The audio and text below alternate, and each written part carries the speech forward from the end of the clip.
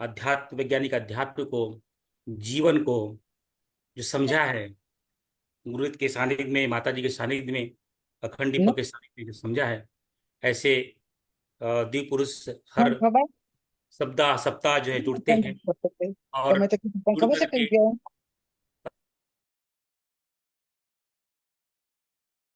करके ગયા हम सबका मार्गदर्शन करते हैं। इसी मार्गदर्शन की कड़ी में हम सबके बीच में आज जो है और नमो नारायण पांडे जी भाई साहब जो है हम सबका मार्गदर्शन करेंगे गायत्री साधना उपासना के बारे में, जो गुरुदेव के साथ में क्षण बिताए हैं उनसे जो, और खुद की उनकी जो साधना है। भाई साहब जो है कार्यकर्ताओं का जो है परीक्षण करते हैं, प्रज्ञा पुराण और जो है इत्यादि जो कथा संबंधी जो लोगों को, साधकों को, जो है परिवारजनों को जो है उनका जो है परिचर्चन करते हैं और खुद मार्गदर्शन करते हैं। आज हम सब उनके हृदय कमल से गुरुदेव के और माता जी का जो आशीर्वाद है हम सबको मिलेगा।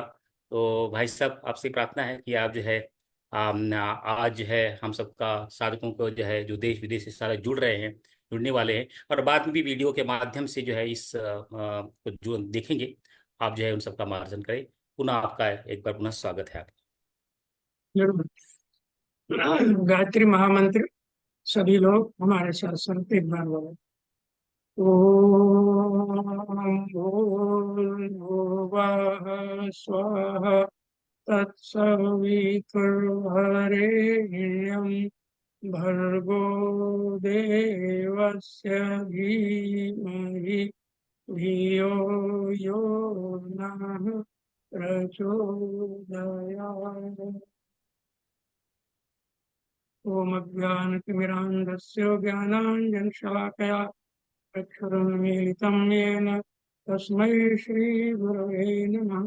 मातृवत्लालयित्री च पितृवत् मार्गदर्शिका नमोऽस्तु गुरुसत्तायै। श्रद्धा प्रज्ञायुता च या, श्रद्धा प्रज्ञायुता च या।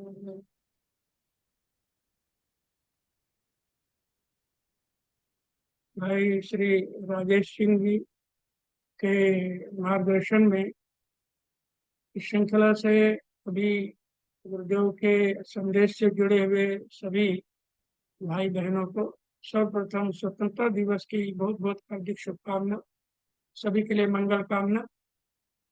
और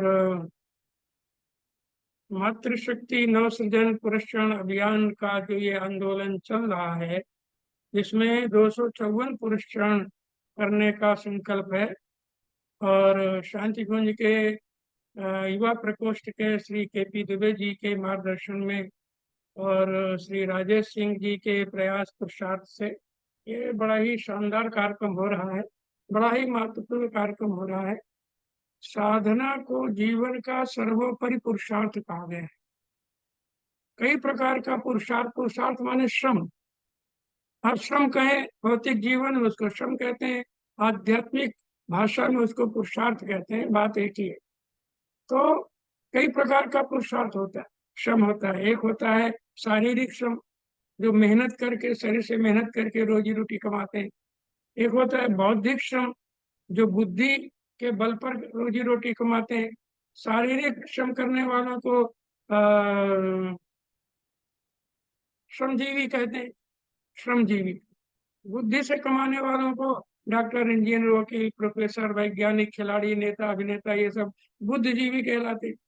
लेकिन ये श्रमजीवी हो या बुद्धिजीवी हो, इनके द्वारा केवल धनोपार्जन और भौतिक सुख सुविधाएं प्राप्त होती, आध्यात्मिक उन्नति नहीं होती। बहुत धन कमा ले, बहुत बड़ा पद पा ले, लेकिन आध्यात्मिक उन्नति इसकी हुई है कोई जरूरी नहीं है। तो तीसरा श्रम जो सबसे महत्वपूर्ण श्रम माना गया है हमारी ऋषि परंपरा में, उसको कहते हैं आध्यात्मिक श्रम, जिसमें जप, तप, संयम, सेवा, साधना, ये सारी चीजें आती हैं। तो आध्यात्मिक श्रम के द्वारा जो अर्जित किया जाता है वही मनुष्य जीवन के लिए सबसे महत्वपूर्ण है, क्योंकि आध्यात्मिक श्रम के द्वारा जो अर्जित किया जाता है इससे आत्म कल्याण तो सुनिश्चित है, लेकिन लोक कल्याण भी होता है। एक व्यक्ति न जाने कितनों को पार कर देता है अपने प्रयास पुरुषार्थ से। तो विश्व कल्याण भी है और आत्म कल्याण भी है, लोक मंगल भी है, आत्म कल्याण भी है। तो इसे आध्यात्मिक श्रम कहते हैं। भौतिक श्रम के द्वारा, चाहे वो बुद्धिजीवी हो चाहे श्रमजीवी हो, जो अर्जित करता है वो केवल सांसारिक सुख प्रदान करता है, सुविधाएं देता है, और जीवन के समाप्त होने पर कुछ भी साथ नहीं जाता। लेकिन आध्यात्मिक श्रम के द्वारा जो अर्जित किया जाता है वो इस जीवन में तो काम आता ही है, मृत्यु के पश्चात पारलौकिक जीवन में भी वो साथ जाता है। और एक बड़ी महत्वपूर्ण बात परम पूज्य गुरुदेव ने लिखा है कि ये मान्यता है लोगों की कि जो हम आध्यात्मिक श्रम करते हैं, साधना करते हैं, पूजा करते हैं, जप करते हैं, तीर्थ यात्रा करते हैं, यज्ञ करते हैं, दान करते हैं, उसका फल मरने के बाद मिलता है। ये एक मान्यता समाज में जो बनी, गुरुदेव ने कहा ये बिल्कुल गलत है। गुरुदेव ने स्पष्ट लिखा है कि मरने के बाद फलित होता हो इसमें हमें कोई आपत्ति नहीं, वो तो ठीक है, लेकिन इस जीवन में भी काम आता है। और उसको नकद धर्म कहा है। नकद धर्म माने आज करे आज ही फल मिले, तुरंत इसका फल मिलता है। तो ऐसा पुरुषार्थ, आध्यात्मिक पुरुषार्थ आप लोग कर रहे हैं, ये बड़े सौभाग्य की बात है आपके लिए भी, और देश समाज राष्ट्र और विश्व के कल्याण के लिए भी बहुत ही लाभ। संस्कृत में एक सूक्ति है, क्रिया सिद्धि शक्ति भवति महताम नोपकरणे। क्रिया सिद्धि शक्ति भवति महताम नोपकरणे। इसका बहुत सरल अर्थ करें, क्योंकि विस्तार पे जाने से विषयांतर होगा। तो इसका अर्थ यह है कि किसी भी कार्य की सफलता भौतिक साधनों से नहीं बल्कि आध्यात्मिक बल से होती है। आत्मशक्ति क्रिया शक्ति से होती है, आध्यात्मिक शक्ति से। क्रिया सिद्धि शक्ति बहुत ही महत्वपूर्ण। इसलिए आप देखिए कि जितने इतिहास उठा के देख लीजिए, आदिकाल से देख लीजिए, युगों को देख लीजिए, जितने महत्वपूर्ण कार्य, विश्व स्तर के कार्य, लोक मंगल के कार्य हुए हैं, विश्व कल्याण के कार्य हुए हैं, जन कल्याण के कार्य हुए हैं, उन्होंने किसी राजा महाराजा, कोई चक्रवर्ती सम्राट, कोई योद्धा, कोई धन संपन्न, कोई बहुत बुद्धिमान, इसने नहीं किया। किसने किया है? किसी तपस्वी ने किया है, किसी ऋषि ने किया है। भगवान श्री राम और रावण की तुलना करें तो राम रावण की तुलना में भौतिक दृष्टि से बहुत कम है। कहाँ रावण का पराक्रम, कहाँ रावण का वैभव, कहाँ रावण का ज्ञान विज्ञान, कहाँ उसके दुर्दांत मायावी योद्धा। कौन सोच सकता था कि इनसे कोई लड़ेगा? लेकिन एक राम, जो आज हम जिनको भगवान कहते हैं, किंतु उस समय तो वो अयोध्या के महाराजा दशरथ के पुत्र राजकुमार थे, जिनका वनवास हुआ 14 वर्ष का। तो वन वन भटके कैसे रहे होंगे, क्या खाते होंगे, कैसे सोते होंगे, आप जरा कल्पना कीजिए। पढ़ने में और कहने में बड़ा सरल लगता है, लेकिन कितना कष्ट सहा। तो वो कष्ट नहीं था, वो उनका तप था, और उसी तप की शक्ति थी, वो आध्यात्मिक बल था जो उन्होंने निश्चरहीन करो मही भुज उठाई प्रण की, ये किया। और कहा ही नहीं, करके दिखा दिया। संपूर्ण असुरों का विनाश कर दिया और राम राज्य की स्थापना कर दी। कौन सी शक्ति थी? आध्यात्मिक शक्ति थी उनके। भगवान कृष्ण ने द्वापर युग में जो किया वो भी उनकी आध्यात्मिक शक्ति का प्रभाव था। जो बचपन से ही, हम कहेंगे शिशु अवस्था से ही, बाल्यावस्था से ही दुर्दांत दानवों का विध्वंस किया, उनका संहार किया। उन्हें पता था कौरव पांडवों का युद्ध होगा। कौरव भी राजकुमार थे, पांडव भी राजकुमार थे। राजमहलों में जन्म हुआ, राजमहलों में बड़े हुए, पले, सारी सुख सुविधाएं थी। लेकिन भगवान की योजना थी ऐसी परिस्थितियां पैदा किया कि कौरव तो राजमहलों में रख करके विलासितापूर्ण जीवन जीते रहे, सुख सुविधा का जीवन जीते रहे, और पांडव बन बन भटकते रहे। उनके सामने भी कितनी विकट समस्याएं थी। आप महाभारत पढ़ते होंगे या कथा सुनते होंगे, जानते हैं। तो ऐसा क्यों किया कि जो अपराधी हैं, जो धर्म के विरुद्ध हैं, जो अधर्मी हैं, जो बदमाश हैं, वो राष्ट्र भोग रहे, और जो धर्मनिष्ठ हैं, समाजनिष्ठ हैं, सदाचारी हैं, सज्जन हैं, सच्चरित्र हैं, ऐसे लोग बन बन भटके। तो सामान्य रूप से ये ठीक नहीं लगता, लेकिन वास्तव में ये भगवान की योजना थी कि अगर उनको 12 वर्ष तक बन बन नहीं भटकाते तो उनकी वो तप शक्ति नहीं होती जिससे वो युद्ध लड़ सके और युद्ध जीत सके। तो चाहे वो भगवान राम के जीवन को देखें, चाहे भगवान कृष्ण के जीवन को देखें, या पांडवों के जीवन को देखें, या और भी इस युग में देखें, हरि गुरु जगत गुरु शंकराचार्य उस युग में केरल में पैदा हुए, पूरे भारत के गांव गांव में व्यक्ति तक संदेश पहुंचाया, जगत गुरु बन गए। जबकि न पक्की सड़कें थी, न वाहन थे, न मीडिया था, न मोबाइल था, न फोन था, न बिजली थी, कोई साधन नहीं था। जरा कल्पना कीजिए। और कितनी उम्र, कम उम्र में उन्होंने इतना कार्य कर दिया। ये कौन सी उनकी आध्यात्मिक शक्ति थी। जगत गुरु शंकराचार्य को लें, या श्री महर्षि अरविंद को लें, श्री रमण को लें, स्वामी विवेकानंद को लें, महर्षि दयानंद को लें, इनके जीवन आपने पढ़े होंगे। इन्होंने कठोर तप किया है, तब इन्होंने महत्वपूर्ण कार्य किए हैं। भौतिक साधनों के बल पर नहीं किया। इनके समय पर कोई साधन सुविधाएं थी ही नहीं। कैसे करते होंगे। गुजरात में जन्म लेने वाला एक बालक मूल शंकर और एक ऋषि, युग ऋषि बन जाता है। महर्षि दयानंद के नाम से विख्यात होते हैं, आर्य समाज की स्थापना करते हैं, और इतना बड़ा उद्घोष करते हैं, कृण्वन्तो जगत आर्यम, मैं सारे विश्व को आर्य माने श्रेष्ठ बनाऊंगा, सज्जन बनाऊंगा, वेदों का उद्धार करूंगा। तो इतना बड़ा कार्य उस युग में जब कोई साधन सुविधाएं नहीं थी, उन्होंने किया। कितना बड़ा काम किया। युग ऋषि परम पूज्य गुरुदेव कहते थे, यदि वो थोड़े दिन और जिंदा रह जाते, लोगों ने इनको जहर दे दे के मार दिया, यदि थोड़े दिन और रह जाते तो पता नहीं कितना बड़ा काम कर दे। तो तमाम जो उदाहरण हम दे रहे हैं, उनका सबका निष्कर्ष ये है कि क्रिया सिद्धि सत्व भवती महताम को करने, किसी भी कार्य की सफलता भौतिक साधनों से नहीं, धन बल, पद बल, बुद्धि बल, शारीरिक बल, जिसे भुज बल कहते हैं, इसके बल से कभी नहीं हुआ है। जितने काम महत्वपूर्ण कार्य हुए हैं, लोक कल्याण के कार्य हुए हैं, या आसन्न संकट का यदि निवारण भी हुआ है तो वो आध्यात्मिक शक्ति से हुआ, आध्यात्मिक बल से हुआ। और इन लोगों ने, जिन्होंने भी समाज के काम किए हैं, इनके जीवन को आप पढ़ें तो इन्होंने पहले तप किया है, बाद में समाज सेवा के कार्य को प्रारंभ किया है। युग ऋषि परम पूज्य गुरुदेव का जीवन हम सबके सामने प्रत्यक्ष है। उनका भी यही जीवन है।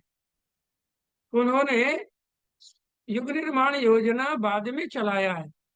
मनुष्य में देवत्व पैदा करके धरती को स्वर्ग बनाएंगे, कलयुग को समाप्त करके सतयुग लाएंगे, 21वीं सदी उज्जवल भविष्य का उद्घोष तब किया है जब 24-24 लक्ष्य के 24 पुरुषार्थ पूरे कर लिए। गायत्री की कठिन तपश्चर्या इस युग में कोई कल्पना नहीं कर सकता था, कोई कर सकता है। आपको एक बड़ी अंतरंग की बात बताऊं, शायद आपको पता हो या नहीं पता हो, लेकिन मैंने युग ऋषि परम पूज्य गुरुदेव के श्री मुख से सुना है, प्रवचन में सामने बैठ करके। वो मैं आपको सुना रहा हूँ। युग ऋषि परम पूज्य गुरुदेव ने बताया कि 24-24 लक्ष्य के 24 पुरस्कार जब संपन्न हो गए, तो एक दिन वो नित्य की भांति प्रातः काल ब्रह्म मुहूर्त में गायत्री माता के समक्ष साधना में बैठे थे, और अचानक ही गायत्री माता का प्राकट्य हो गया। प्रत्यक्ष गायत्री माता सशरीर प्रकट हो गई, जैसे कोई माँ सामने आ जाती है। भाव विह्वल हो गए गुरुदेव, नतमस्तक हो गए, हाथ जोड़ करके प्रणाम करने लगे, प्रार्थना करने लगे। दोनों नेत्रों से प्रेमास्त्र बहने लगे, धर धर आंसू बहने लगे, भाव विह्वल हो गए। और गायत्री माता ने बोलना शुरू किया, बेटा, इस युग में, इस कलयुग में ऐसे विकट समय जो भौतिकता सिर चढ़ करके बोल रही है, तूने इतना कठिन तप किस लिए किया? इतनी कठोर साधना का उद्देश्य क्या है? क्या चाहता है? मांग, जो तुझे मांगना हो मांग, आज मैं देने आई हूँ। तो गुरुदेव ने उनसे कहा, हे माँ, आपका दर्शन मिल गया, आपका आशीर्वाद मिल गया, और क्या चाहिए? मुझे तो सब कुछ मिल गया। तो गायत्री माता ने कहा, वो तो ठीक है, लेकिन आज मैं देने ही आई हूँ। मांग, जो मांगना हो मांग ले, जो मांगेगा मिलेगा। और गुरुदेव ने क्या मांगा मित्रों? आप ध्यान से सुनिए, गुरुदेव के श्रीमुख की बात बता रहा हूँ, किताबों की पढ़ी या किसी की सुनी नहीं, कही हुई नहीं, खुद सुना है गुरुदेव के सामने। गुरुदेव ने कहा, माँ, यदि वास्तव में आप हम पर प्रसन्न हैं और हमें कुछ देना चाहती हैं, तो एक आशीर्वाद दो, एक ही वरदान दो। क्या? सारे संसार की पीड़ा मुझे दे दो। दुनिया में जितने लोग आज दुखी हैं, परेशान हैं, पीड़ित हैं, उनका दर्द, उनकी पीड़ा, उनका दुख मुझे दे दो। माँ गायत्री चौंक गई, कहने लगी, क्या मांग रहा है? तुझे होश है? दुनिया में कितनी पीड़ा है। गुरुदेव ने हाथ जोड़कर कहा, माँ, ये पीड़ा सहन करने की शक्ति भी आप दीजिए। मैं पीड़ा ही मांग रहा हूँ। क्यों? क्योंकि मित्रों, एक नियम है, मनोविज्ञान है या व्यवहारिक नियम है कि हम उसी की पीड़ा निवारण करने की सोचते हैं, प्रयास पुरुषार्थ करते हैं, जिसको अपना समझते हैं, जिसका दर्द अपना दर्द होता है। अब जरा कल्पना कीजिए, भाई को बीमार हो, भाई के एक्सीडेंट हो तो भाई कितना परेशान होता है, और अगर बेटे को कुछ हो जाए तो माँ कितना तड़पती है। माँ उसके लिए क्या नहीं करना चाहती, पिता कितना, जो अपने मित्र हैं, संबंधी हैं, उनके लिए हम कितना नहीं करते। और जो अपरिचित हैं, हम रोड पर एक्सीडेंट देखते हैं और हम घुमा के चले जाते हैं। होगा कोई, हम हमें लिए क्या लेना देना है? कितने लोग अस्पतालों में परेशान है, कितनी गरीबी का जीवन जी रहे हैं, कितने मासूम बच्चों को पढ़ाई की सुविधा नहीं मिल रही, कितने बच्चों को बीमार पड़े उनको इलाज की सुविधा नहीं मिल रही, कितने प्रतिभाशाली बच्चे शिक्षा से इसलिए वंचित रह जा रहे हैं कि उनके बाप के पास पैसा नहीं है, कितनी लड़कियां शादी के लिए इसलिए बैठी हैं कि उनके बाप के पैसा नहीं है। एक से एक अच्छी, सुंदर, होशियार, होनहार, संस्कारवान लड़कियां ऐसे घर में ब्याह दी जाती हैं जिस घर के लायक वो घर के वो योग वो नहीं है, वो घर के लोग, लेकिन गरीबी के कारण। तो कभी इनकी पीड़ा किसी को अनुभव होती है? लोग तो अपनी मस्ती में मस्त हैं, अपनी मस्ती में, अपना काम बनता, भाड़ में जाए जनता, किसको किसकी चिंता है? और चिंता हो, भगवान राम ने क्यों संकल्प किया था? आपने पढ़ा होगा, जब मनुष्य मनुष्य हड्डियों का ढेर देखा तो वो रो पड़े थे, रो पड़े थे। पूछा लोगों से क्या हुआ है, तो उनका दिल पिघल गया था, इतना अत्याचार, इतना अनाचार। और इसके बाद उन्होंने संकल्प किया था, निश्चरहीन करो मैं। उनको कोई तकलीफ नहीं थी, लेकिन लोगों के दर्द को, लोगों की पीड़ा को उन्होंने अपनी पीड़ा अनुभव किया, तब इतना बड़ा संकल्प किया। गुरुदेव ने यही मांगा, और इसी पीड़ा को लेकर के गुरुदेव तिल तिल करके जलते रहे, सारा जीवन काम करते रहे। गुरुदेव ने स्वयं कहा है, हम दीपक की तरह जले हैं और बीज की तरह गले हैं। तब ये इतना विशाल गायत्री परिवार जो लोक मंगल में लगा है, ये खड़ा हुआ है। और विश्व कल्याण के लिए गुरुदेव ने भी, माता जी ने भी कितना तप किया। मैं आपको बताऊं, मुझे पता है, आपको भी मालूम होगा, गुरुदेव के तो 24 पुरुष क्षण मथुरा में हो गए थे, लेकिन माता जी के 24 पुरुष क्षण शांतिकुंज में आने के बाद हुए 24 कन्याओं के द्वारा। गुरुदेव ने 1 से 24 अक्टूबर 1976 में, उस समय यहीं पर था हमारे सामने, गुरुदेव ने घोषणा की थी, 24 दिन का गुरुदेव ने जल उपवास किया था, केवल गंगा जल, और उसमें 2 तुलसी दल डाल के 24 दिन गुरुदेव रहे थे। किसके लिए किया था? ये वो जाने, उनकी माया है, कठोर तपस्या। और 14 अक्टूबर 1984, 1984 को गुरुदेव अचानक सूक्ष्मीकरण साधना में चले गए थे। उसके भी साक्षी हम हैं, हमारे सामने गुरुदेव उठ करके और उसमें सूक्ष्मीकरण साधना में गए थे। तो और उन 2.5 वर्षों में गुरुदेव साधना में कैसे रहे हैं, ये बड़े रहस्य की बातें हैं। कभी कभी वरुण भैया, माता जी कुछ रहस्य प्रकट कर देती थी कभी कभी, कि गुरुदेव कई कई दिन तक गुरुदेव के कक्ष में गुरुदेव का शरीर रहता था, गुरुदेव नहीं रहते। माता जी कभी पूछना चाहे, जानना चाहे कि आप कहाँ चले जाते हैं, तो गुरुदेव टाल देते थे। कहाँ चले जाते थे, क्या करते थे, ये उनकी लीला जाने। लेकिन विश्व को विनाश से बचाने में उन्होंने ये इसके लिए तप किया था। यदि हम एक बात चैलेंज साथ कहते हैं, ये कोई आज माने या आने वाले समय में माने, यदि युग ऋषि परम पूज्य गुरुदेव पंडित श्री राम शर्मा आचार्य जी का अवतार न हुआ होता, वो धरती पर न आए होते, तो दुनिया अब तक नष्ट हो गई होती, महाविनाश सुनिश्चित था। अगर उस महाविनाश से किसी ने बचाया है, वो गुरुदेव की तप शक्ति ने बचाया। तो गुरुदेव ने तप किया, तपोनिष्ठ कहलाए। माता जी ने तप किया, लोक मंगल के लिए तप किया। रातों को सोते नहीं थे, दिन को चैन नहीं होती थी। कितना कष्ट सहा है, उसको शब्दों में कोई नहीं बता सकता। हमारे जैसा अल्पज्ञानी तो बिल्कुल नहीं समझ सकता गुरुदेव की तप शक्ति। लेकिन आप लोगों का सौभाग्य है कि आप उस सत्ता से जुड़े हैं, इस अभियान से जुड़े हैं, और ये परम बंदिया माता जी के शताब्दी वर्ष के उपलक्ष्य में मातृशक्ति नव सृजन पुरस्कार अभियान से आप जुड़े हैं और ये गायत्री की साधना कर रहे हैं। मित्रों, इसको बड़े मन से कीजिएगा, बड़े भाव से कीजिएगा, बड़ी श्रद्धा से कीजिएगा। केवल मुख से जप मत करिए, जीभ से जप मत करना, उसके साथ भावना, अंतःकरण की उदारता, अंतःकरण की भावना, प्रेम, संवेदना, करुणा, एक भाव बने। जब आप गायत्री माता के सामने बैठे तो चित्र ना देखें, आप चित्र देखेंगे तो आपको वो चित्र ही रहेगा आपके लिए।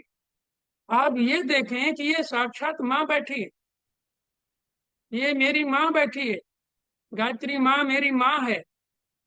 हम उसके चरणों के समीप बैठे और अपने हृदय से जो भाव आए वो पैदा कीजिए। उनके चरणों में मस्तक रखिए, उनकी गोद में मस्तक रखिए भाव से। अंदर से रोने लाए तो रो लीजिए, ना आए तो जबरदस्ती मत रोइए।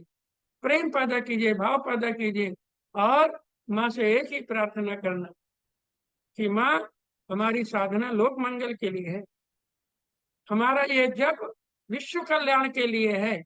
आत्म कल्याण तो होना ही होना है भाई, आप मांगे ना मांगे, माँ का आशीर्वाद तो मिलेगा।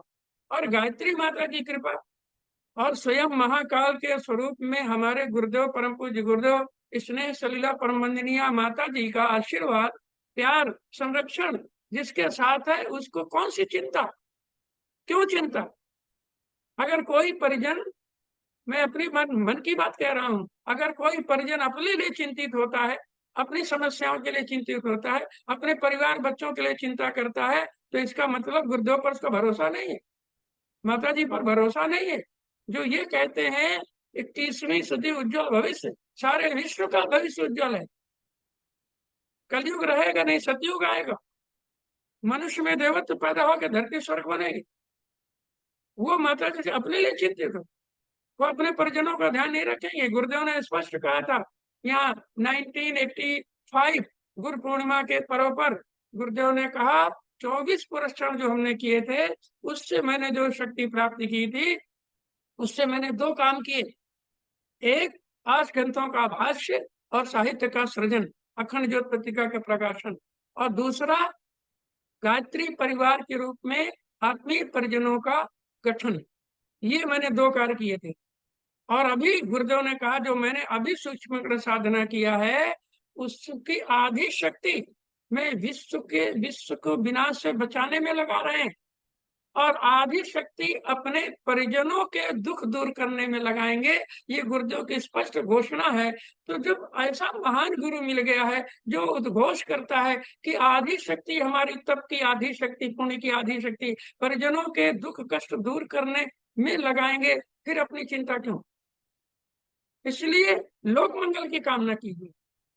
माता जी का जन्म शताब्दी समारोह शानदार संपन्न हो और सारे विश्व में ये संदेश पहुंचे, ये भावना रखिए।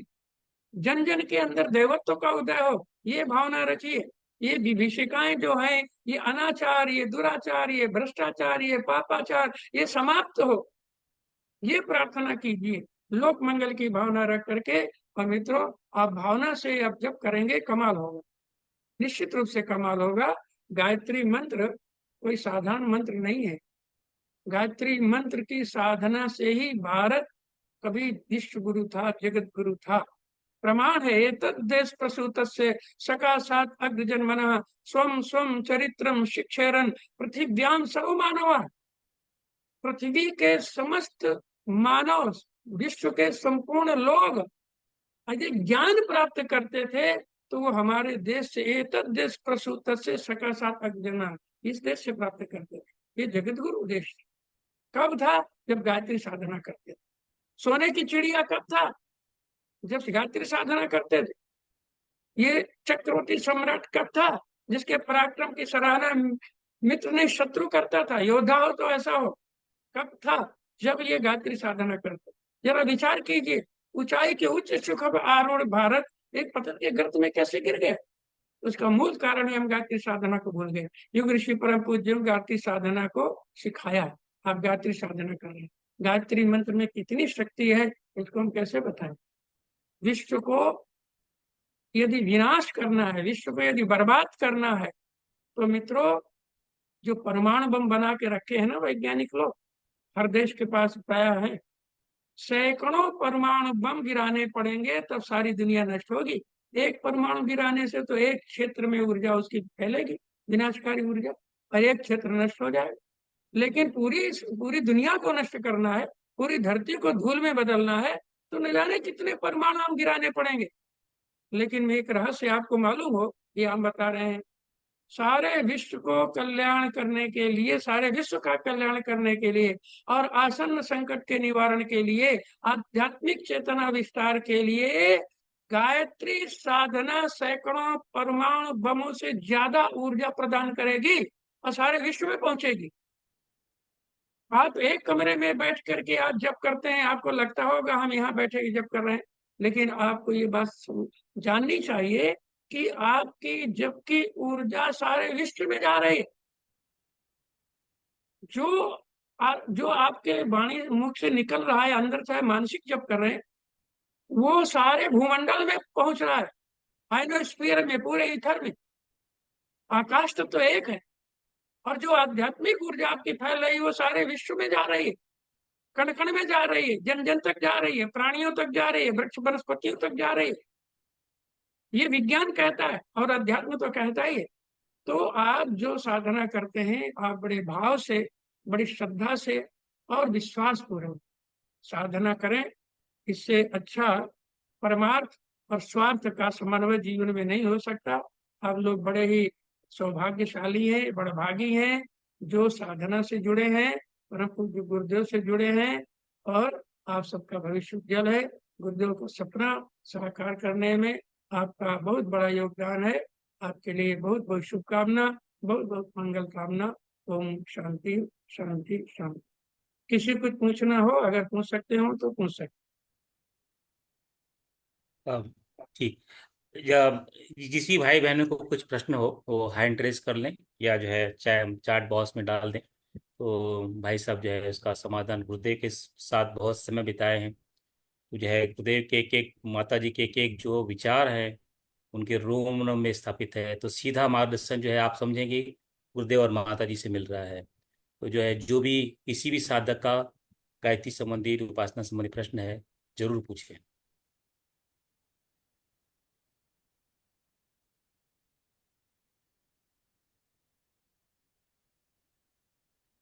ज्योत्सना दीदी का प्रश्न है। हाँ जी ज्योत्सना जी। दीदी आप क्वेश्चन पूछ सकते हैं। हाँ, प्रणाम भाई साहब, चरण स्पर्श। हाँ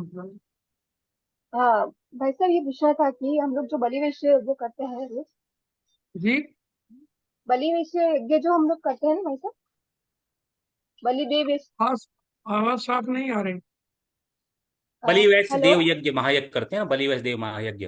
हाँ हाँ हाँ, हाँ, तो वो सूर्यास्त के बाद नहीं कर सकते ना भाई साहब, कि सुबह ही कर सकते हैं हम सुबह? किसी भी समय कर ले। बोले भाई शुद्ध भोजन के बाद किया जाता है, भोजन बनने के बाद। जी जी। बोले वैश्य की बात पूछ रही ना आप? जी जी भाई जी। साहब, जी जी। तो जो भोजन जब तैयार करेंगी तभी तो बोले वैश्य करेंगे।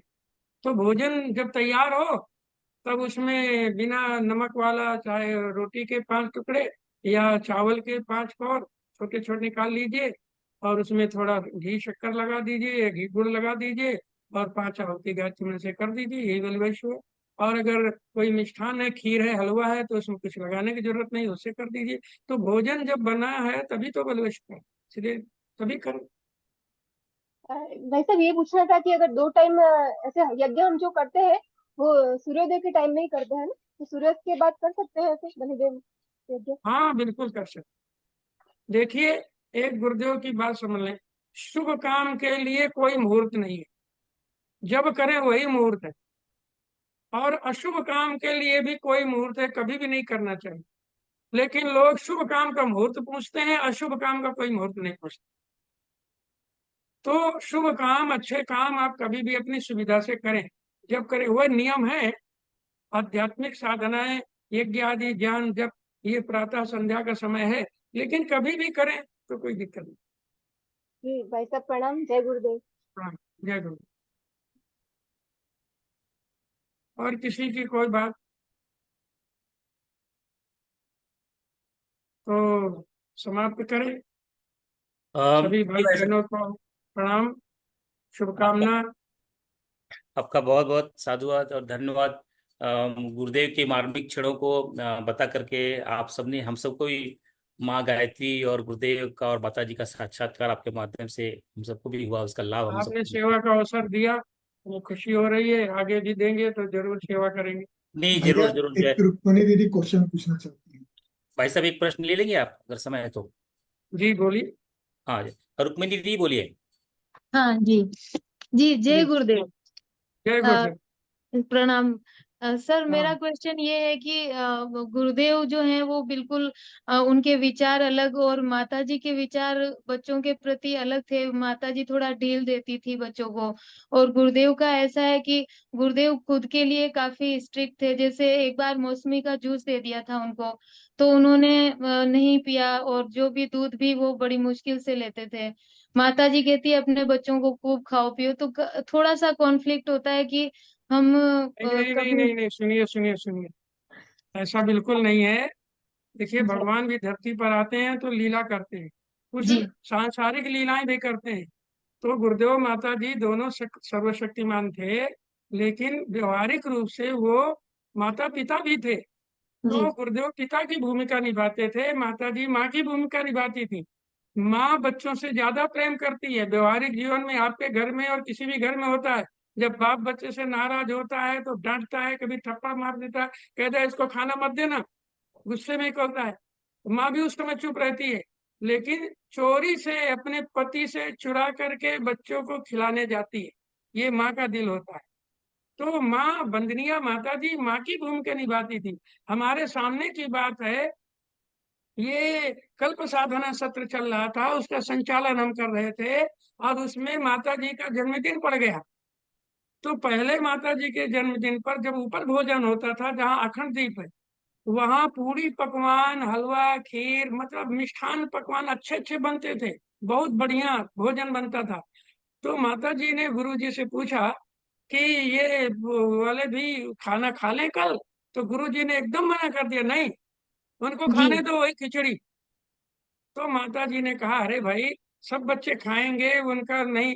तो गुरुदेव नाराज हो गए, बोले तुम ही बिगाड़ती हो, तुम ही बिगाड़ती हो। तो माता जी ने कहा ठीक है ठीक है।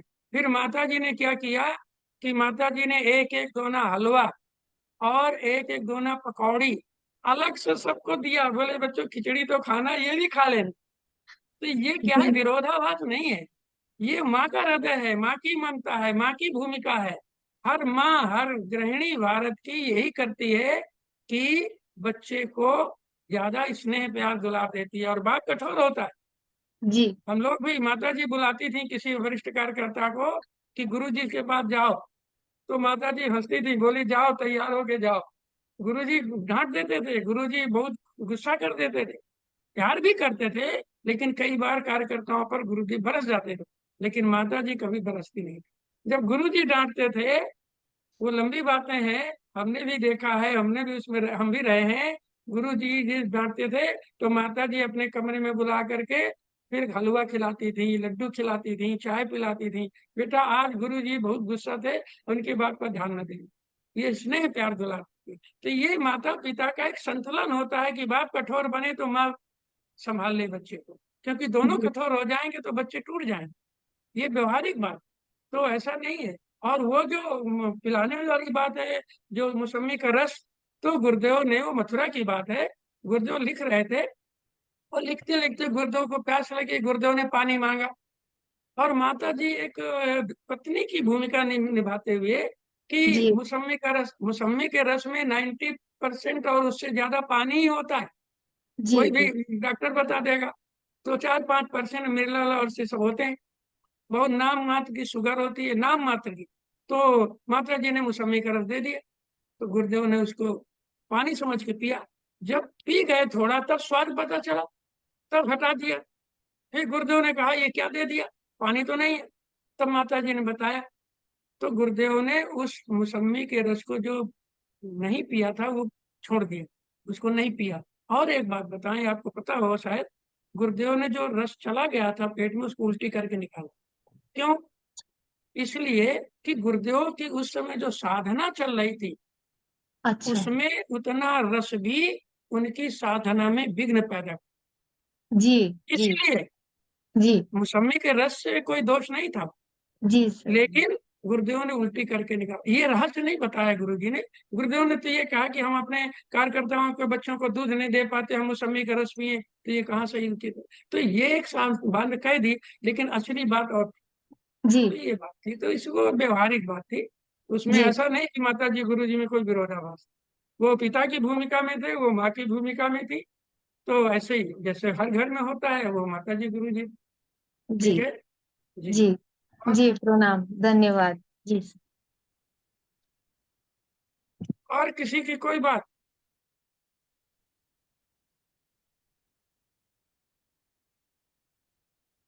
तो और किसी साधक की कोई प्रश्न है तो आप पूछ लीजिए। और किसी कोई प्रश्न है क्या? नहीं नहीं भाई साहब, अगर रहेगा तो मैं आपको जरूर अच्छा करूंगा। और ठीक जो है। है, और तो आपसे प्रार्थना यही रहेगी कि फिर से बीच में जो है, अब मौका आपको समय मिले तो जो है गुरुवार हमारे को पास है। समय ही समय है, जब आप आदेश करेंगे हम सेवा में हाजिर हो जाएंगे। जी जी जी कोई जी दिक्कत नहीं। जी जी जी। जी भाई अभी साहब। तो शांति कुंज में है। जब जी तक टोली में नहीं जाते, बाहर नहीं जाते, तब तक समय ही समय। जी जी जी भाई साहब, जी भाई साहब। ठीक है, और सभी भाई बहनों को बहुत प्रणाम, बहुत बहुत शुभकामना, मंगल कामना। जी जी, प्रणाम प्रणाम। तो जी, ठीक ठीक ठीक भाई साहब, प्रणाम प्रणाम प्रणाम। प्रणाम। ठीक है, अभी जो है सभी डिस्कनेक्ट साधक लोग जो है अपने कुछ नहीं, प्रश्न अभी रहे चालू तो है। जो है ग्रुप में भेज दें। और जो है अगर अभी याद नहीं आया है, और ये जो वीडियो है इसको ग्रुप में भेज दिया जाएगा। जो है आप सब उसको पुनः देख सकते हैं। गुरुदेव के साथ में जो बिताए हुए भाई साहब के जो पल हैं, माता जी के साथ में बिताए हुए जो पल हैं, उससे बहुत प्रेरणा, क्योंकि भले ही संक्षिप्त में बताए हैं उन्होंने, लेकिन जो है वो संक्षिप्तता में परिपूर्णता है। छोटी बात को बड़ी बात समझना चाहिए हमें। कि वेद के सूत्र वही कहते हैं कि जहाँ जहाँ भी छोटा बात बताया जाता है तो उसके अंदर भरपूर चीज होती है, तो उस बातों को हम समझें। अम, अब साधना के हम अंतिम चरण में पहुंच रहे हैं। आज जो है नवमी है। जो है अभी फिलहाल जो है 2-3 दिन ही लगे, नवमी नहीं है, काफी दिन बीत गए, अभी 2-3 दिन ही लगे। और पूर्णिमा को हमारी पूर्णाहुति होगी। रविवार को भी पूर्णाहुति होगी, सोमवार को भी पूर्णाहुति होगी। जो भी साधक पूर्णाहुति करना चाहे, लेकिन जो साधना का जो अंतिम जो है अनुष्ठान की जो क्रिया है, वह जो है पूर्णिमा के रात तक चलेगी। और जो है पूर्णिमा के अगले प्रतिपदा को जो है उसका सम जो है आपका ब्रह्म मुहूर्त में अनुष्ठान समाप्त होगा। और साथ में ही रविवार की संध्या काल को जो है अगले कि जो चक्र चरण चलने वाला है, उसका जो है संकल्प लिया जाएगा। परम सध्याय ने और सध्या जी ने 254 महापुरुष क्षण का और पूरी श्रृंखला का जो संकल्प जो है गुरु पूर्णिमा को करवाया था। और जो ये दूसरे चरण का जो संकल्प जो है हम सब मिल करके जो है शांति कुंज के सानिध्य में जो है सोमवार रविवार की संध्या को लेंगे। उसका जो मैसेज है कितने बजे होगा, उसकी जो है जानकारी आपको ग्रुप में दे दी जाएगी। आप सब जो है साधना में रत रहें। साधना ही एक ही धुरी है, जैसे भाई साहब ने बताया, और उसके अलावा और कोई दूसरा पर्याय नहीं है। आई मीन दूसरा कोई मार्ग नहीं है। समय भाई साहब ने बड़ी स्पष्ट बातों से कहा है, और जो उन्होंने नहीं कहा है उसको भी समझिए, जो गुरुदेव ने कहा है उसे भी समझिए, कि जिस तरह से जिस गति से इस सृष्टि का चक्र चल रहा था, विनाश होना, 2000 तक विनाश होना एकदम संभव था, एकदम पूर्ण रूप से संभव था कि जो है पूर्ण सृष्टि का विनाश हो सकते। फिर सृष्टि ये नहीं है, इस विषय विश्व विश्व देश जो जिस तरह से गति चल रही थी, लेकिन वो जो है गुरुदेव का तप ही था जिसने उसको रोका। ये जो है गुरुदेव के सूक्ष्म जगत में की बातें हैं, जो भाई साहब हम सबको बताना चाहते थे कि किस तरह से गर्भ की तजी चल रही है, और अभी भी विषम परिस्थिति बन रही है। तो जो है इसलिए जो है ऋषि सत्ताएं अलग अलग माध्यम से अलग अलग जगहों पे अलग अलग साधनाएं चल रही हैं। कुछ कुछ साधनाएं प्रत्यक्ष रूप से दिखाई दे रही हैं, जैसे कि ये साधना प्रत्यक्ष दिखाई दे रही है लोगों को, भाई सब लोग मिल करके जप कर रहे हैं, ध्यान कर रहे हैं। लेकिन बहुत सारे जो है अप्रत्यक्ष रूप से जो है साधना कर रहे हैं कि आने वाले समय को की जो संधि बनने वाली है उसके लिए पूर्ण रूप से तैयारी की जा सके जो है। और उसमें बहुत सारे हिमालय की सत्ता और जो है ऋषि सत्ता उसमें अपना साथ नहीं, इसी इसी भूलोक के नहीं, अलग अलग लोगों के लोग भी जो है साधना में पूर्ण रूप से अपना सहयोग कर रहे हैं। हम भी भाग्यवान हैं, परम पूज्य गुरुदेव ने हम सबको चुना। आप सब लोग जुड़ रहे हैं देश विदेश से, भले ही कोई एक मंत्र एक माला, कोई 2 माला, कोई 5 माला से जुड़ रहा है, लेकिन जुड़ रहा है।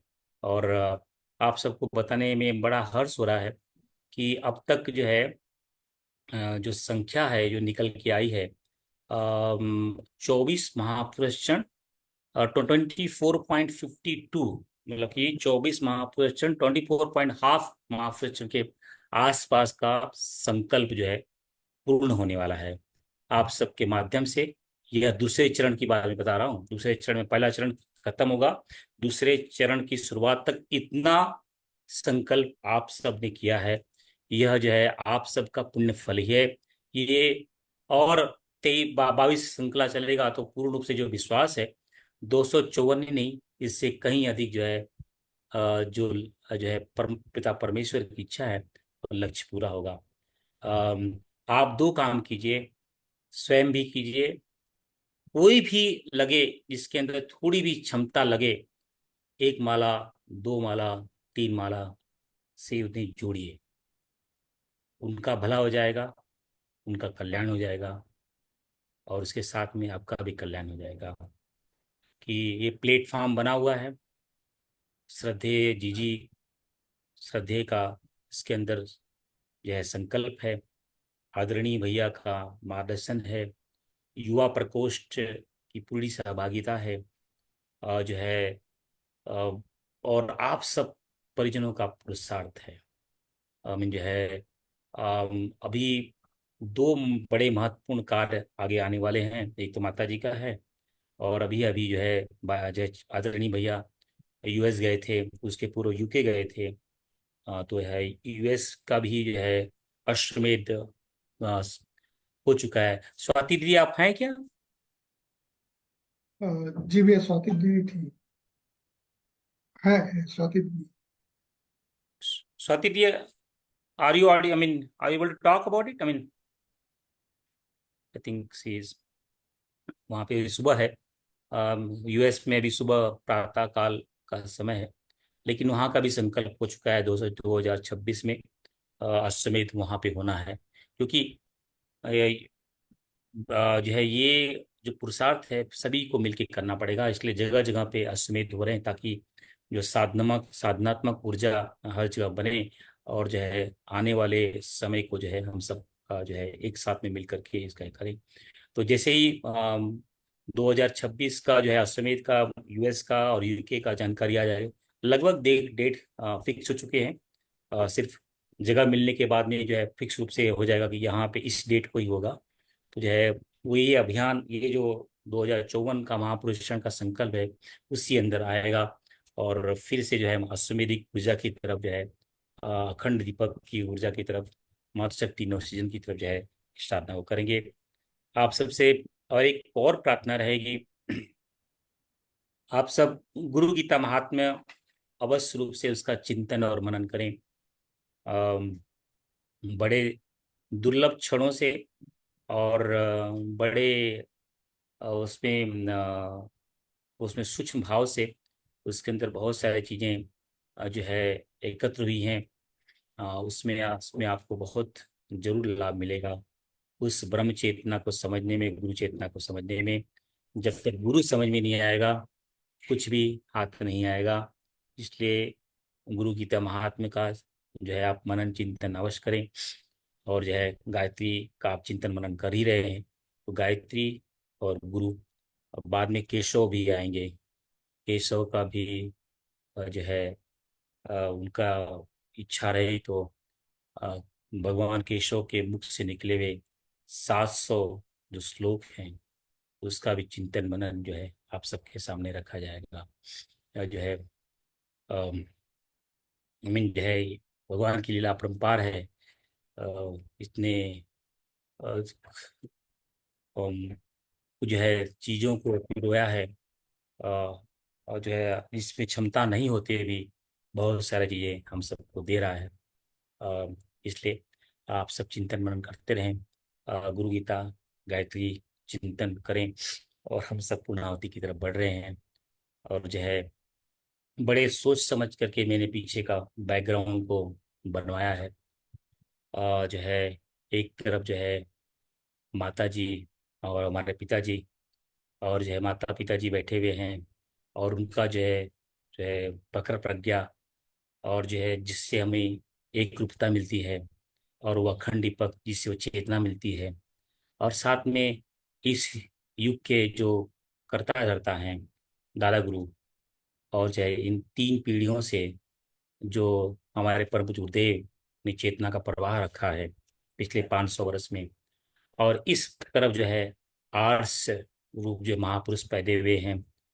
पहला जो है हमारे जो है परमपिता परमेश्वर भगवान राम के गुरु वशिष्ठ जो है, जो ब्रह्म ऋषि वशिष्ठ हैं, जिनके सानिध्य में भगवान राम ने वो पुरुषार्थ किया है। दूसरा है भगवान वेद व्यास हैं, जो भगवान स्वयं भगवान विष्णु हैं, जिन्होंने जो है अ, सभी वेदों को, महापुराणों को सूत्रबद्ध किया है, ब्रह्मसूत्र का उपहार दिया है। और साथ में जो है जो गायत्री के दृष्टा हैं, जो है हमारे हम सबके पूज्य, जो सृष्टि में जो संरचना होती है गायत्री, उसको देखने वाले उसके दृष्टा ब्रह्मर्षि विश्वामित्र जी हैं। और इस धरा पे स्वयं जो है केशव कहते हैं, योगेश्वर कहते हैं, सृष्टि का जुड़वा भाई यज्ञ है। अभी भाई साहब बता रहे थे कि और जो है हमारा जो देश भारत भूमि सोने की चिड़िया थी, तो सोने की चिड़िया का प्रमुख कारक था कि हम सब जो है यज्ञ करते थे, गायत्री यज्ञ करते थे। हम सब जो है गायत्री यज्ञ भूल गए, इसलिए जो है यह विध्वंसा ही। इसलिए प्रत्यक्ष रूप से परम पूज्य गुरुदेव ने दादा गुरु और हिमालय सत्ता के माध्यम से पुनः जो है गायत्री और यज्ञ को स्थापित किया। तो यज्ञ के पिता जो हैं ऋषि ब्रह्म ऋषि याज्ञवल्क्य जी हैं। और साथ में जो वेदांत की धारा जो है लुप्त होने को आई थी, उसे पुनः स्थापित करने वाले आदि गुरु, इस काल के आदि गुरु भगवान शंकराचार्य। तो इस तरह से जो है भगवान राम से लेकर के जो है ब्रह्मर्षि वशिष्ठ, विश्वामित्र, याज्ञवल्क्य जी और आदि शंकराचार्य, और उसके उसी स्वरूप में जो है परम पूज्य गुरुदेव और वंदनी माता जी। और जो है इसी तरह का जो है इस तरह का ये चिंतन जो है ऋषि परंपरा, हम सब ऋषि परंपरा में रहें। हमारा पुत्र जो भाव है वो ऋषि परंपरा का ही है। हमारे पिता ऋषि हैं, हम सब सप्त ऋषियों के वंशज हैं। जो है इस सृष्टि का, इस समय का, इस मनवंतर के जो ऋषि हैं, उनमें जो ऋषि आते हैं, वशिष्ठ ऋषि, विश्वामित्र ऋषि, कश्यप ऋषि, गौतम ऋषि, जगदम्नि ऋषि, भरद्वाज ऋषि, अत्रि ऋषि और माता अरुंधति। माता अरुंधति और ब्रह्मर्षि वशिष्ठ का ये जो सुंदर जोड़ा है, यह दिखाता है कि गृहस्थ भी जो है उस ब्रह्म ज्ञान को प्राप्त कर सकता है। भगवान और जो कृष्ण भी गृहस्थ थे, अर्जुन भी गृहस्थ था। यह भ्रांति किसी के मन में न रहे कि जो है ब्रह्म ज्ञान सिर्फ सन्यासियों को मिल सकता है।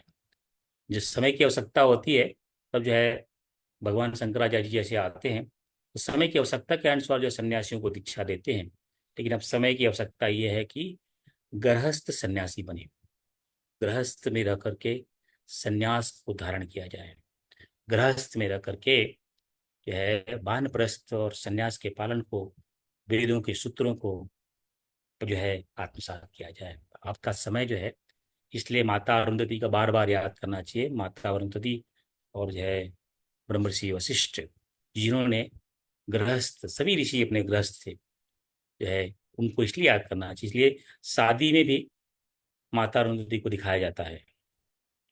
ये शादी बहुत सारे, मतलब आप लोगों ने पता नहीं, लेकिन मेरी शादी में तो हुआ था जो है। उस समय मुझे समझ में नहीं आया था। बोले मुझे बाहर लेके गए हम दोनों जन को, और दिखाया, देखो आसमान में दिखा है, हाँ दिखा, पूर्व दिशा उत्तर दिशा में, वहां पे जो है प्रातः मुहूर्त का समय था, तो दिखाया था कि वहां पे माता अरुंधति है, उनको प्रणाम करो। तो ये तो हमारे वेदों में जो है, हमारी जो शादी की परंपरा है, उसमें भी माता अरुंधति को प्रणाम किया जाता है। उनका आशीर्वाद लेकर के ही हम सब फेरे मारते हैं, जो है सप्तपदी करते हैं, और जो है उस यज्ञ की भूमि, पवित्र भूमि की तरफ चक्कर लगाते हैं।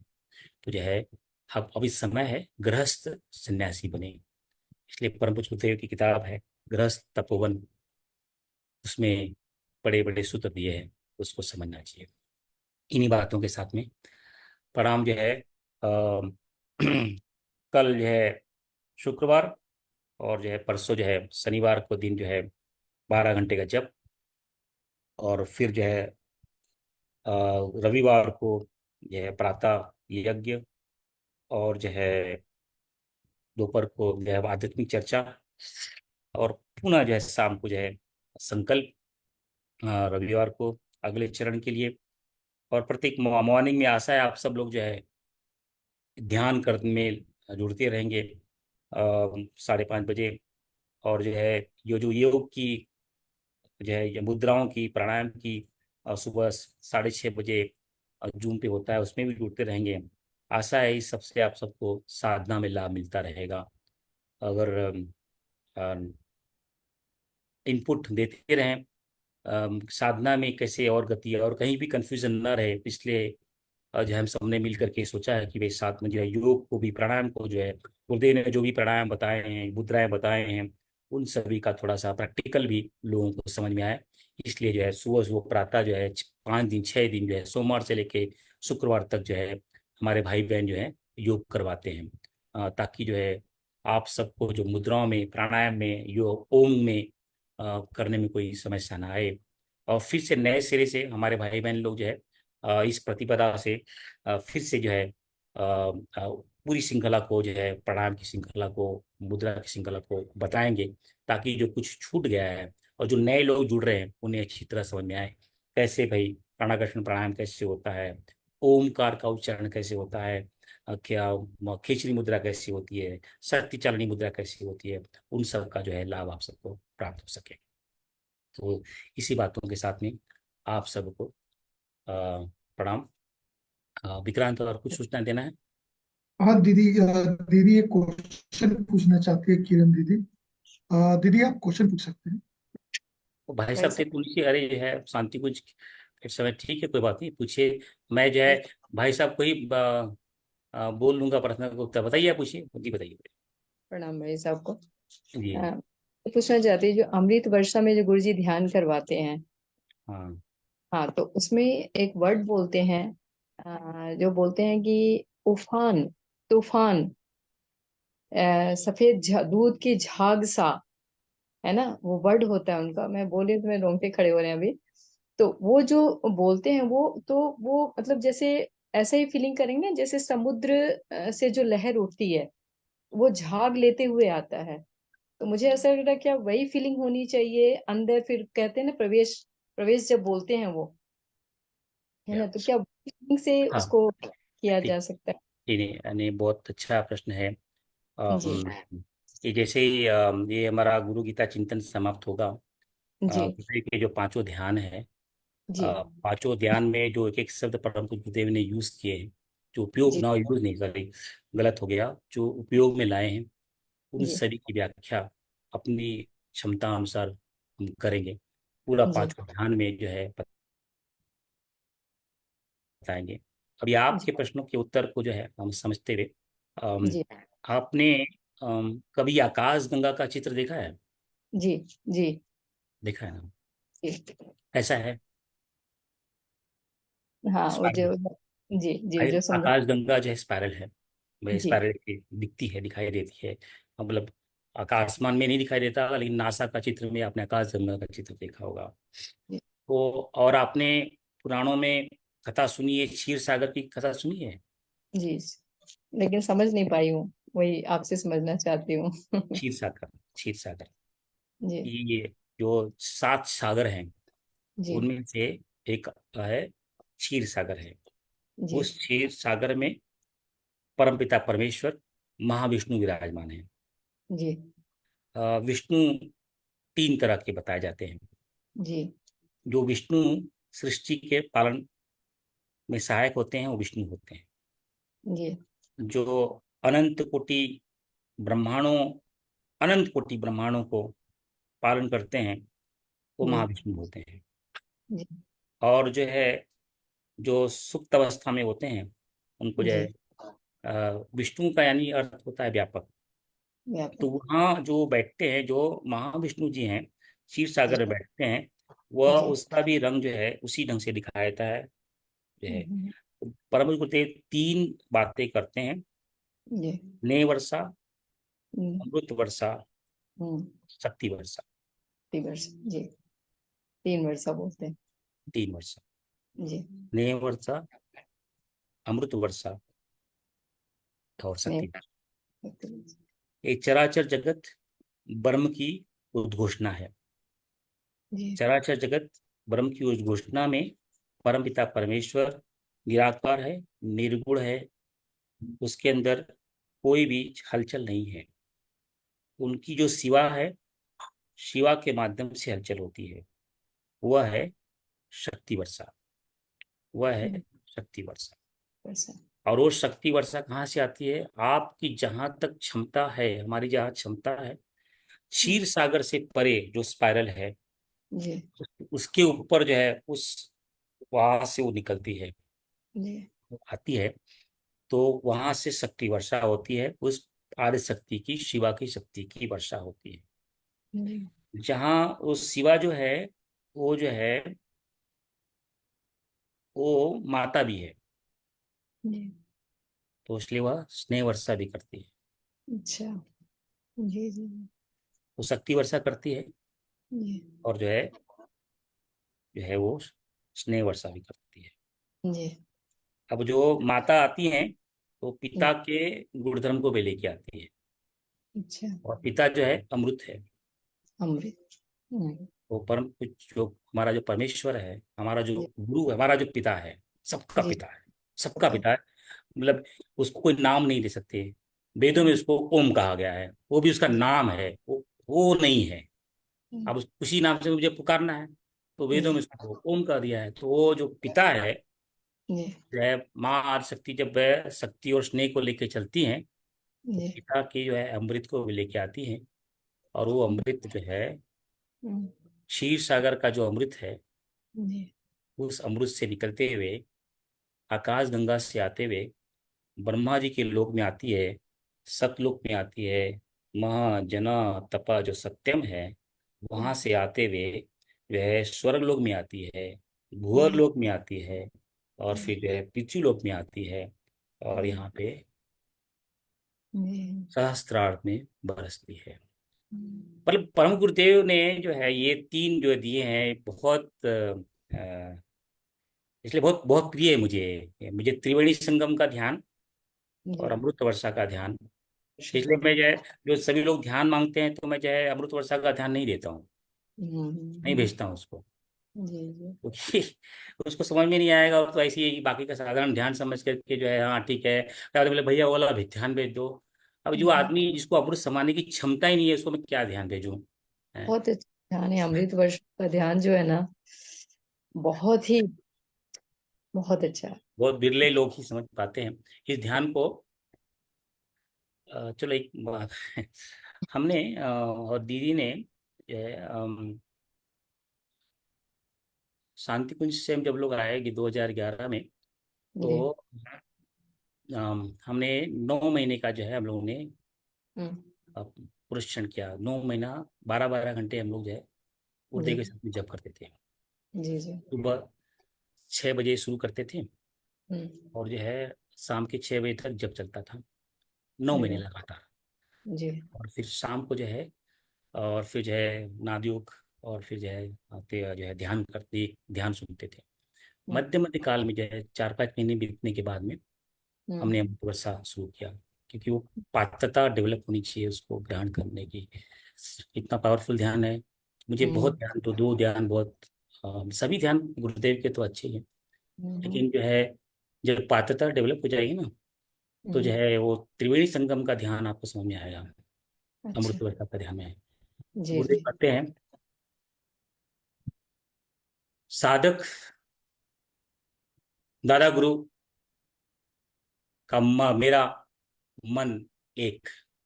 अब ये अच्छा, ये भी अब मैंने ये सुना। ये हम्म। बोलने के लिए तो जो है बहुत साधारण शब्द लगता है, बोलने के लिए जी। बहुत साधारण, सुनने भी बड़ा साधारण लगता है। कोई सुनेगा हाँ ठीक है, क्या है उसके, बोल देते हैं हाँ कि मेरा मन आपके मन से जुड़ गया है, बस उसमें ये है कि तो शब्द है। लेकिन अगर आप सोचो कि जो शंकराचार्य के रूप में प्रकट होता है, जो रामकृष्ण देव के रूप में प्रकट होता है, जो जो है कबीरदास जी के रूप में प्रकट होता है, जो वशिष्ठ और विश्वामित्र के रूप में प्रकट होता है, और जो है फिर जो है वही जो है आकर के जो है वो बोलता है कि मैं और मेरे दादा गुरु, मतलब मेरे गुरु और हम्म। तुम, मतलब मैं तुच्छ प्राणी, मतलब हम्म। उस, वो जो है वो सत्ता है वो, और उनका गुरु, वो दोनों, और मैं, मतलब मेरी की जी कुछ तो ये है, हम जी। तीनों का मन एक हो रहा है। तो आप सोचो, just just think about it.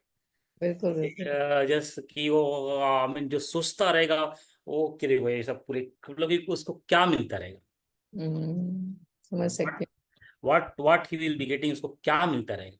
हैं। जी अगर जी। एक सेकंड, अगर फ्रैक्शन ऑफ सेकंड के लिए मैं, मेरा मन गुरुदेव से जुड़ गया, एक सेकंड, एक फ्रैक्शन ऑफ सेकंड के लिए भी जुड़ गया, जी। क्या क्या चमत्कार हो।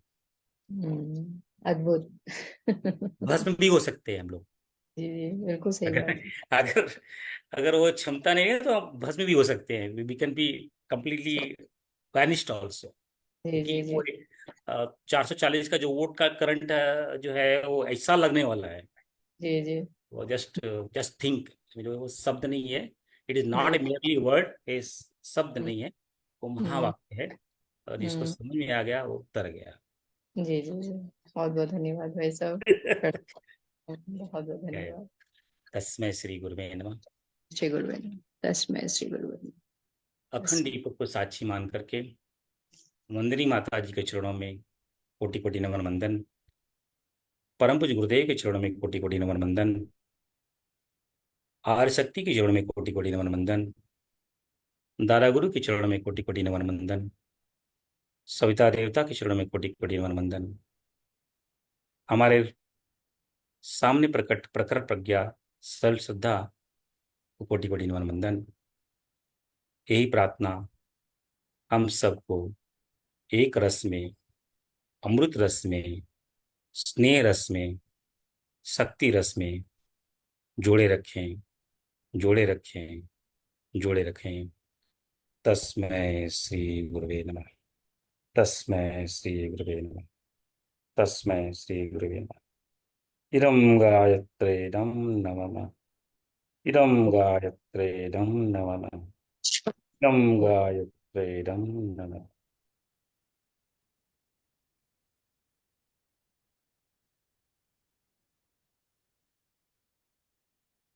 भैया शांति पाठ शांति पाठ हो गया? अच्छा, हो गया। मैं भूल गया। अब भूल ही हो गया, यही तो शांति पाठ था, क्योंकि ये हाँ, वेदों के मंत्र ना बड़े दुर्लभ होते हैं। हमें जो है, मैं कहीं और गुम हो गया था। हाँ नहीं, वेदों के मंत्र बड़े दुर्लभ होते हैं जो है। तो कभी कभी वो, उनकी इच्छा जागृत होती है तो ही मुझसे आते हैं, जो है वो खुद बोलते हैं। ये अस्तो माँ सदगम, ये कोई ऐसा चलता फिरता कोई शब्द नहीं है कि राजेश उमेश नरेश आ जाओ खेलेंगे, ऐसा नहीं है। ये भगवान की वाणी है, अस्तो माँ सदगम। तो आप सबको प्रणाम। आप जो है आप सब लोग अपनी दिनचर्या में लग जाएं, और जो है थोड़े समय में गुरु गीता चिंतन भेजा जाएगा, उस पर प्रसाद करने की चेष्टा करें। 10 में से पूरा करें।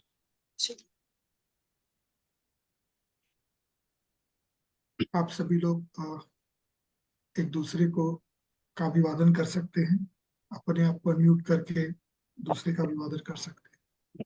और कल से फिर सुबह ध्यान और प्राणायाम में मुलाकात होगी। तस्मै श्री गुरु। सभी को प्रणाम।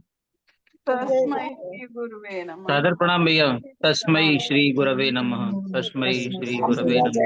तस्मै श्री गुरवे नमः। सभी को कोटि कोटि नमन वंदन। तस्मै श्री गुरुवे नमः। तस्मै श्री गुरुवे नमः। सभी को तस्मै श्री गुरुवे